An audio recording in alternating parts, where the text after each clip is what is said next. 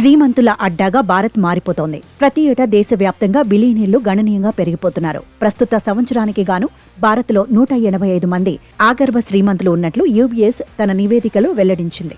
అంతక్రితం ఏడాదితో పోలిస్తే సంపన్న వర్గాలు 21% మంది పెరిగారని, వీరి మొత్తం సంపద $905.6 బిలియన్ లేదా 75.19 లక్షల కోట్ల స్థాయిలో ఉందని పేర్కొంది.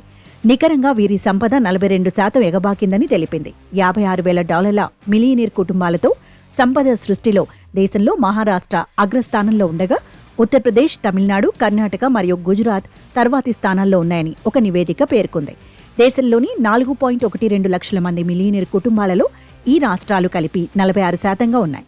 సంపద నివేదిక ప్రకారం దేశంలో గత సంవత్సరం $4.12 లక్షల మిలియనీర్ కుటుంబాలున్నాయి. ఇది ఏటా 3వ అత్యధిక సంఖ్యలో బిలియనర్లను ఉత్పత్తి చేస్తున్న అత్యంత వేగంగా సంపదను సృష్టించే ఆర్థిక వ్యవస్థలలో ఒకటి. ప్రపంచ దేశాల శ్రీమంతుల జాబితాలో భారత్ 3వ స్థానంలో ఉందని యూబీఎస్ తన నివేదికలో వెల్లడించింది.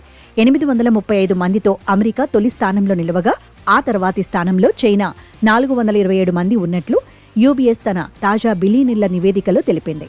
ప్రస్తుత సంవత్సరంలో కొత్తగా 32 మంది బిలియనీర్ల జాబితాలోకి చేరారని తెలిపింది. 2015 నుంచి శ్రీమంతుల సంఖ్య 123% చొప్పున పెరగడం విశేషం. కుటుంబ వ్యాపారాలు వారి సంపద పెరగడానికి కీలక పాత్ర పోషించిందని, ముఖ్యంగా భారత్లో ఇంచుమించు అన్ని వ్యాపారాల్లో కుటుంబ బిజినెస్లు అధికంగా ఉన్నాయని వెల్లడించింది. పట్టణాల్లో ఆర్థిక అసమానతల మధ్య అంతరం అంతకంతకు పెరుగుతోంది. ఒకవైపు మధ్యతరగతి కుటుంబాలు తగ్గిపోతుండగా మరోవైపు సంపన్న వర్గాలు అంతకంతకు పెరుగుతున్నాయని నివేదిక వెల్లడించింది. 2019తో పోలిస్తే 2024లో సంపన్న వర్గాలు 86% మంది పెరగగా, ఇదే సమయంలో దిగువ మధ్యతరగతి కుటుంబాలు 25% తగ్గుముఖం పట్టారు.